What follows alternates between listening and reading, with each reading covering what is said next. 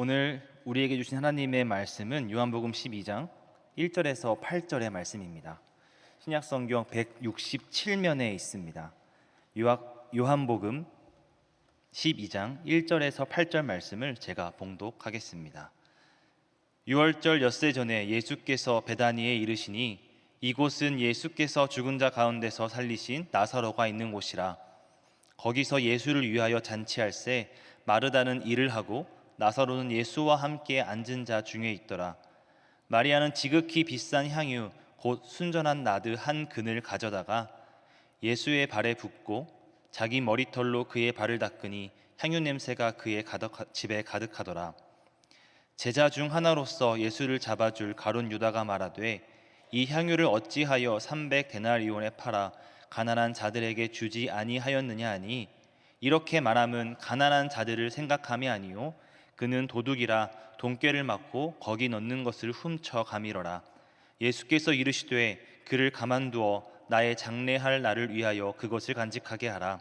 가난한 자들은 항상 너희와 함께 있거니와 나는 항상 있지 아니하리라 하시니라. 아멘. 샬롬. 우리 옆에 있는 분과 인사 나누시겠습니다. 사랑합니다. 축복합니다. 잘 오셨습니다.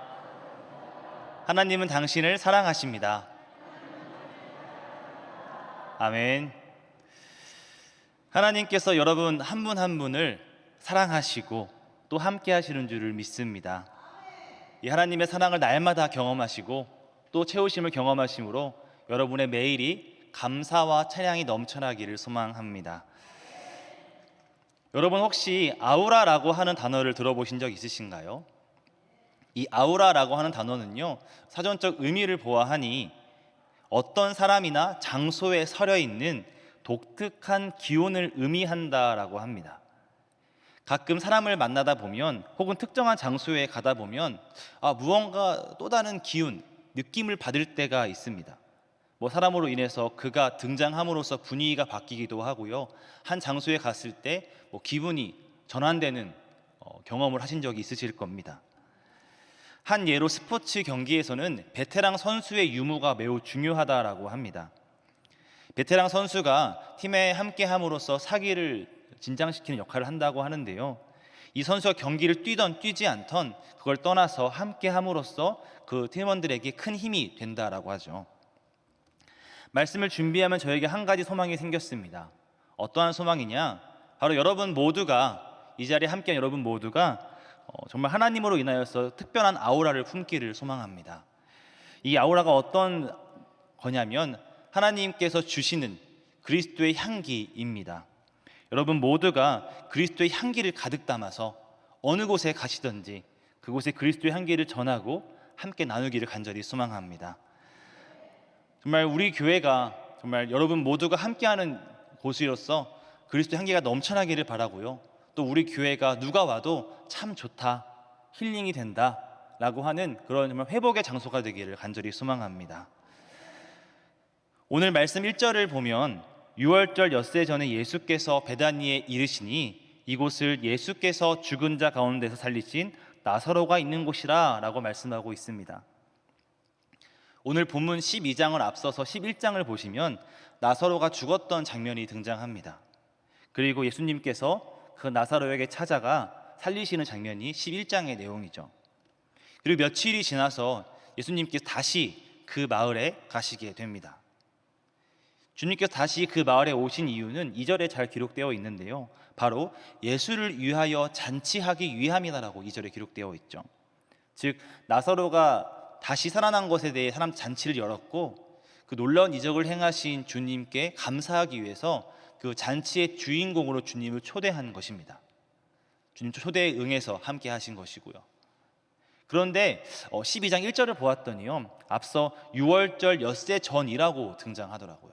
이게 어떤 의미를 가지고 있냐면 예수님께서 십자가에 못 박히시기 엿새 전이다 라고 하는 의미를 품고 있습니다. 어쩌면 주님께서는 정말 기쁜 마음, 정말 축복의 마음을 가득 담고 그 자리에 함께 하셨겠지만 동시 마음 한켠엔 십자가에 대한 무거운 마음을 지니고 함께 하셨을 것입니다. 이렇게 다양한 감정이 있는 그 잔치 자리에 오늘 3절부터 한 사건이 일어나기 시작합니다. 우리가 3절을 한 목소리로 함께 봉독하시겠습니다. 마리아는 지극히 비싼 향유 곧 순전한 나드 한 근을 가져다가 예수의 발에 붓고 자기 머리털로 그의 발을 닦으니 향유 냄새가 집에 가득하더라. 아멘. 이 마리아가 비싼 향유를 가져다가 주님께 내어드렸다라고 기록되어 있습니다. 그런데 이 비싼 향유 앞에 단어가 하나 더 붙습니다. 앞에 뭐가 붙어 있죠? 지극히란 단어가 붙어 있어요. 그러니까 이 향유는 비싼 것 중에서도 지극히 비싼 것, 정말 가치가 대단한 것이라고 설명할 수밖에 없습니다. 이걸 순전한 나드 한 근이다, 가치가 있다라고 하는데, 이게 화폐로 어떤 가치가 있는지를 가룟 유다가 4절과 5절에서 친절히 알려주고 있습니다. 함께 보시겠습니다. 제자 중 하나로서 예수를 잡아줄 가룟 유다가 말하되 이 향유를 어찌하여 300데나리온에 팔아 가난한 자들에게 주지 아니하였느냐 하니 라면서 화를 내고 있다라고 하죠. 가룟 유다가 말하길 이 향유가, 지극히 비싼 향유가 300데나리온의 가치를 가지고 있다라고 말합니다.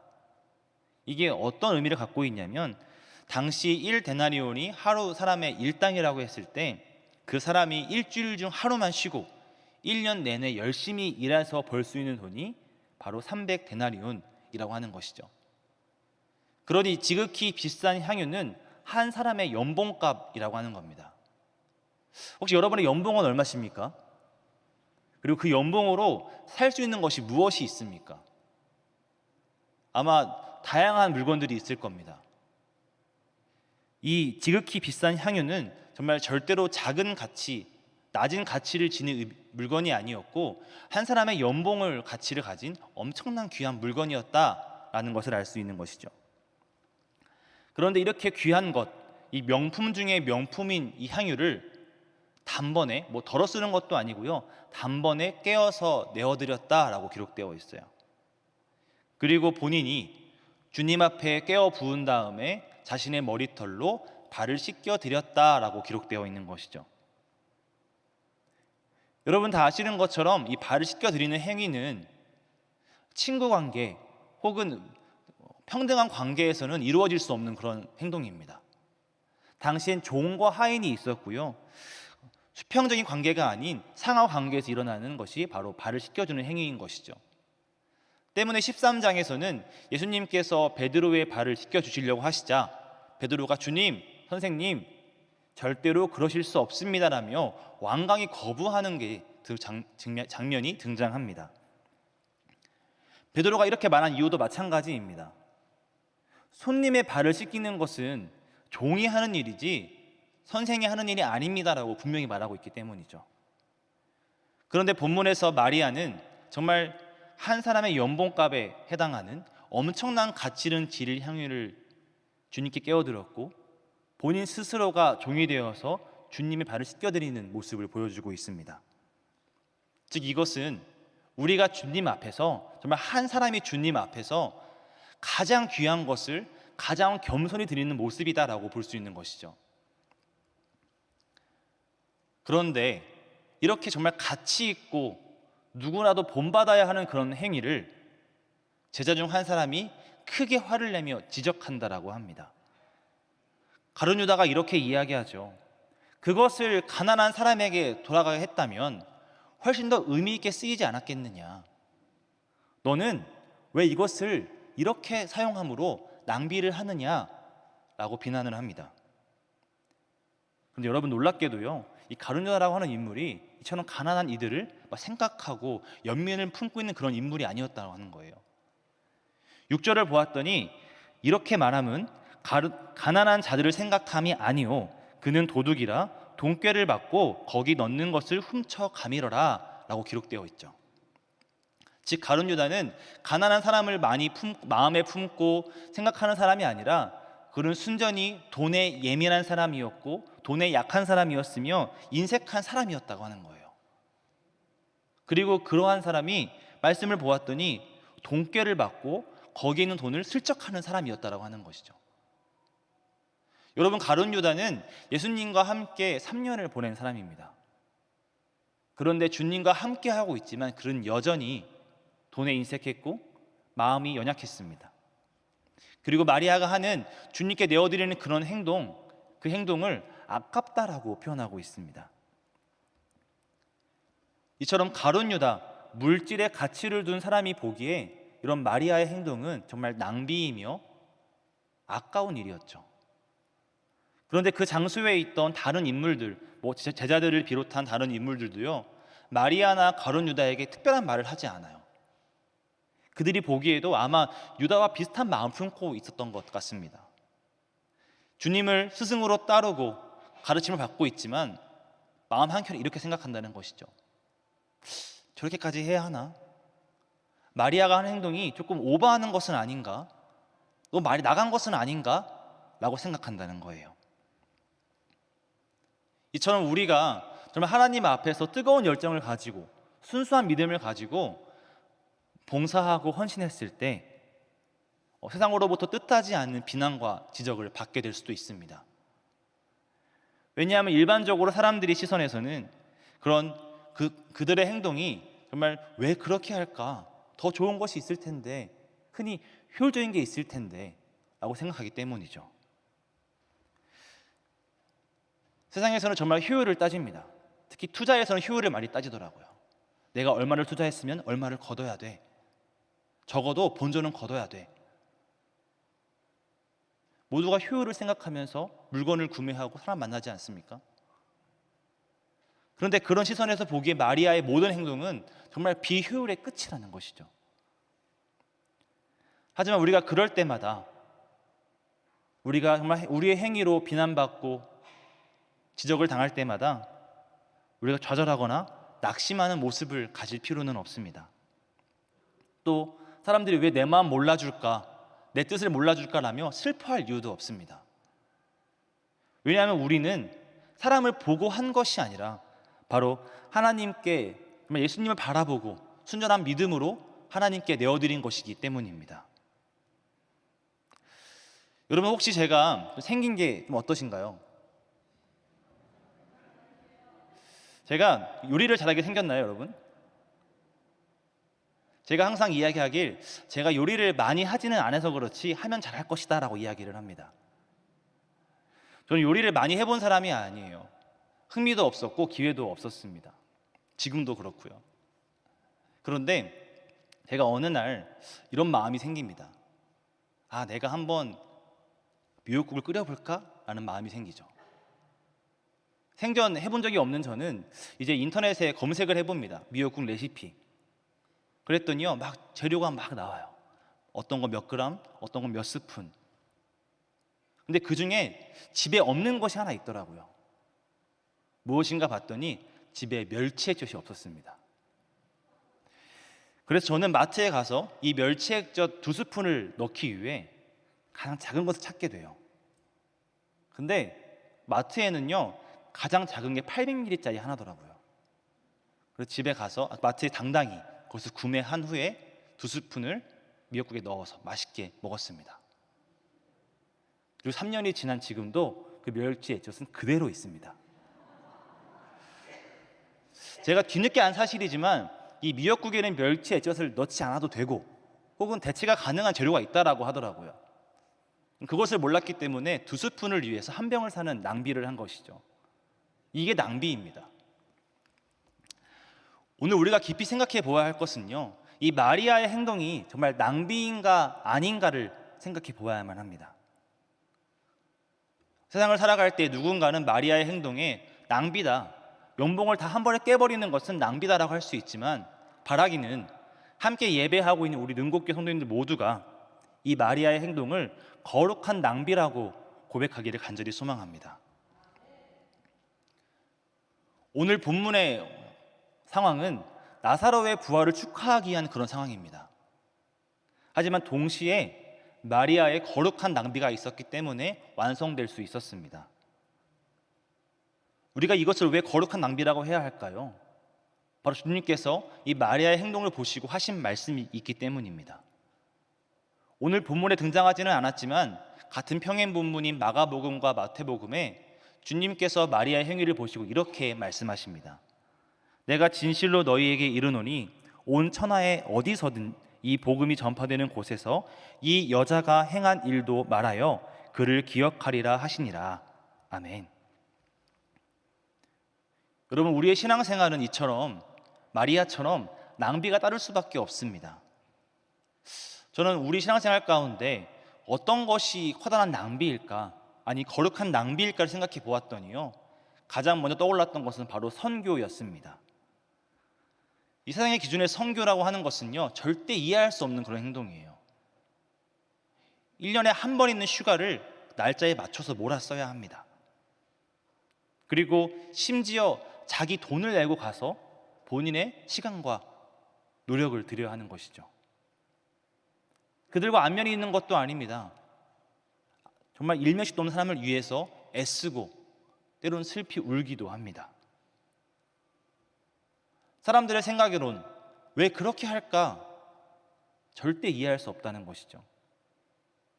또 우리 안에서 함께하는 봉사, 전도 마찬가지지 않습니까?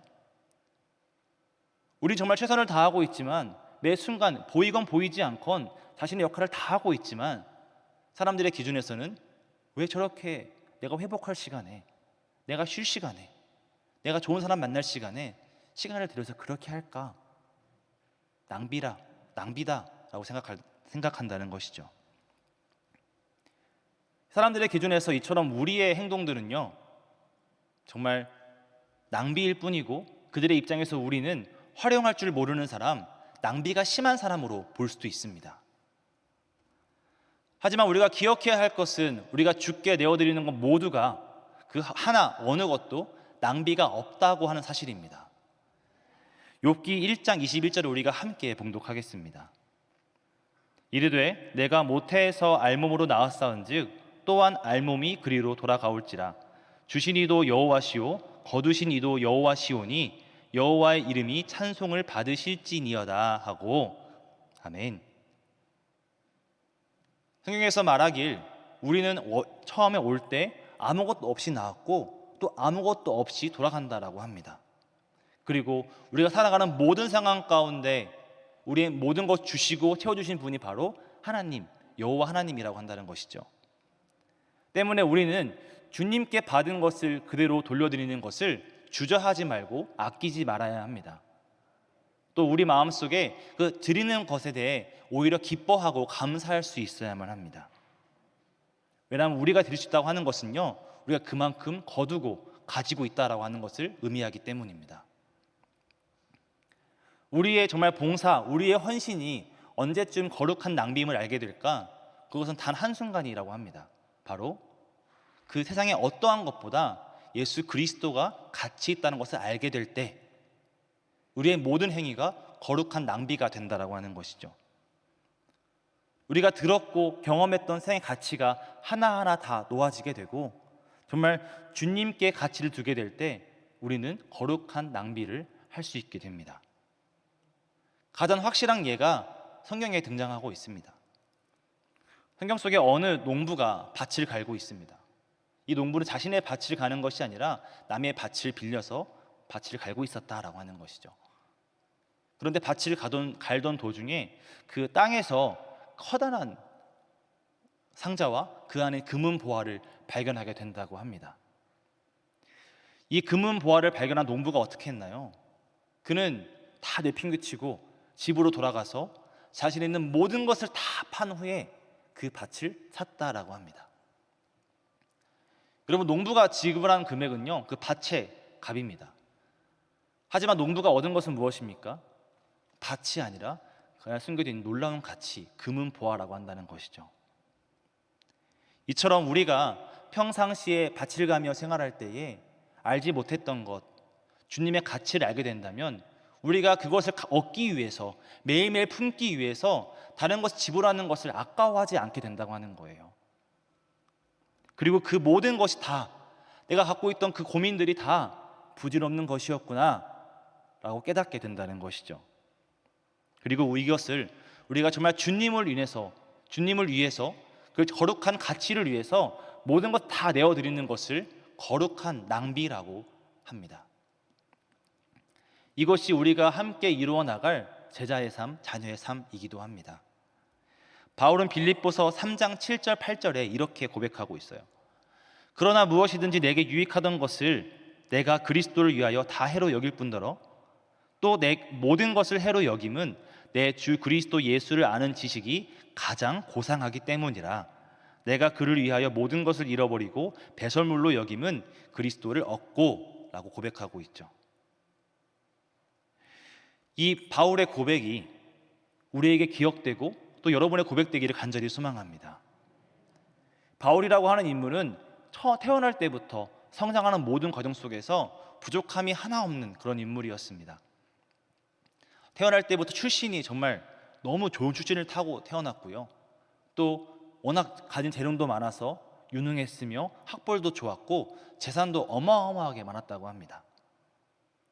오히려 바울이 누구를 부러워하는 것이 아니라 많은 사람이 바울을 부러워하고 있을 정도였죠. 그런데 그가 주님을 만난 후에 그동안 내가 누렸던 모든 것이 다 가치 없는 것이구나 라고 하는 것을 깨닫게 됩니다. 자신의 고백으로는 그 모든 것이 다 배설물과 같다라고 고백하고 있죠.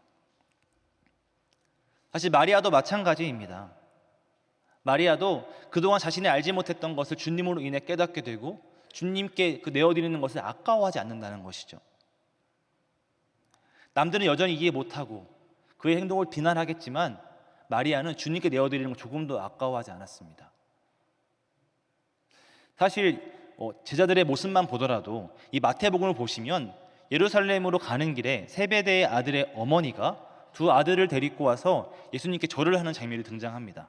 그리고 자신의 두 아들이 주의 나라가 세워질 때 하나는 우편에 하나는 좌편에 세워달라고 부탁을 드리죠.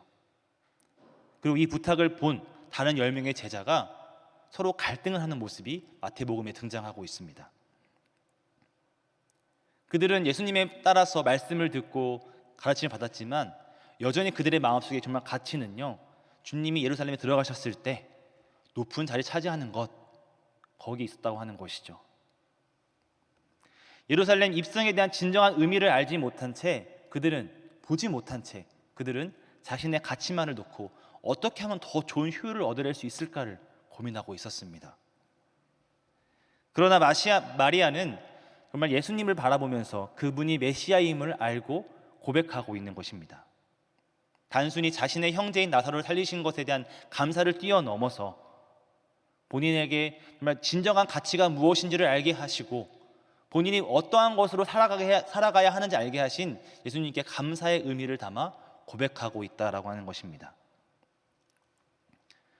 오늘 성경에서는 이런 낭비의 결과를 그 마리아가 있는 그 공간이, 주님께서 계신 공간이 향기로 가득하게 되었다라고 고백하고 있습니다. 그리고 이 여인의 행동은 정말 예수님 말씀처럼 기록되었고 오늘날까지 회자되며 우리의 입술로 고백되고 있습니다. 사랑하는 성도님들의 가정과 삶 속에도 이런 그리스도의 향기가 가득하기를 간절히 소망합니다. 우리가 절대적인 가치, 예수님이 어떠한 분인지를 알고 매일매일 고백할 수 있기를 바라요. 그리고 우리가 고백과 함께 하면서 주님께 아낌없이 내어드리기를 간절히 소망합니다.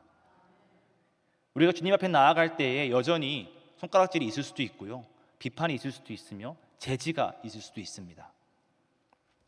그러나 우리가 모든 순간 정말 하나님만을 바라보고 함께 힘을 내어서 길을 걸어가기를 소망합니다. 이 믿음의 걸음이 쌓여서 이 거룩한 낭비가 쌓이고 쌓인 것이 바로 우리 130년 가까이 된 능곡교회가 아닙니까? 믿음의 어머니들의, 믿음의 아버지들의 거룩한 낭비가 쌓여서 오늘 우리가 함께 예배할 수 있는 것입니다. 우리도 우리 자녀들을 위해서 이런 거룩한 낭비를 계속 이어가기를 소망합니다. 자녀들을 위해서 또 주님을 바라보면서 우리의 헌신과 노력을 두려워하지 말아야 합니다. 요한복음 11장 39절에서는 나사로가 죽음으로써 그 공간이 시체가 썩은 내가 진동하더라 라고 기록하고 있어요. 하지만 그 썩은 내가 가득하던 공간이 12장에서는 부활의 향기로, 기쁨의 향기로 가득하게 되었다 라고 이렇게 반전을 주고 있죠. 우리가 예수 그리스도를 만나는 것이 정말 커다란 발견이며 그때부터 여러분의 삶 가운데 이처럼 감사와 기쁨의 향기가 넘쳐나기를 소망합니다. 오늘 본문에 나온 유다처럼요, 우리가 주님께 드리는 것에 인색하고 계산적인 것이 아니라 정말 나의 시간과 나의 노력과 나의 능력을 드리는 것을 아까워하지 말아야 합니다. 우리가 정말 복음을 들고 나아가는 그곳엔 주님의 역사심이 있습니다. 예수 그리스도, 우리를 위하여 죽으신 구주를 기억하면서 정말 사나 죽으나 내가 주의 나라를 위해 살겠다라고 하는 결단이 오늘 우리가 있어야만 한다는 것이죠. 사랑하는 성도 여러분, 한 사람의 헌신은 결코 작지 않습니다. 그 헌신의 크기가 우리의 기준에서는 크고 작을 수가 있습니다. 누구는 큰 봉사를 하는 사람, 누구는 작은 봉사를 하는 사람. 그러나 우리가 어떠한 것을 하든지 전심을 다하여 주께 내어드린다면 주님께서는 그것을 기뻐하시고 그곳이 그가 가는 곳이 그리스도의 향기로 가득하게 채워주십니다. 만약에 마리아가 향유를 깨지 않았다면 그곳은 악취로 가득했을 것입니다. 이제 우리의 차례입니다. 마리아가 그러했듯이 우리도 주님께 내어드림을 주저하지 말고 우리의 헌신으로, 우리의 봉사로 그곳이, 또 내가 나아가는 곳이 그리스도의 향기로 가득 채워지기를 기대하며 결단하기를 소망합니다. 여전히 우리는 위축되어 있고요, 조심스럽습니다. 또 다양한 순간에 지혜로워야만 합니다. 우리의 욕심감 가지고 다 나아가는 것이 아니라 좀 지혜롭게 판단하고 함께 기도하며 나아가야겠죠. 우리가 정말 기도하며 나아갈 때에, 함께 말씀을 붙잡고 나아갈 때에 그럼에도 불구하고 여전히 우리를 향한 시선과 가룟 유다와 같은 지적이 있을 수도 있습니다. 그러나 우리가 마리아가 그러했듯이 정말 담대히 나아가기를 간절히 소망하고요, 가장 좋은 것을 가장 낮은 자리에 섬길 수 있게 간절히 소망합니다. 주만 바라보며 주와 함께 나아갈 때 여러분이 가는 그곳에 나아가 여러분이 만나는 그 모든 사람이 예수 그리스도의 향기로 가득하기를 간절히 소망합니다. 기도하겠습니다. 사랑의 하나님, 감사합니다. 우리가 오늘도 말씀을 기억하며 한 걸음 한 걸음 걸어가고자 합니다. 주여, 우리가 드리오니 기뻐 받아 주시옵소서. 우리 한 사람 한 사람 불러주셨고 세워주셨으니 우리가 주께 드림을 아까워하지 않게 하시고 그의 드림으로 인하여서 그곳이, 또 우리가 나아가는 모든 곳이 그리스도의 향기로 가득 채워지는 놀라운 경험을 하게 하여 주시옵소서. 예수님의 이름으로 기도합니다. 아멘.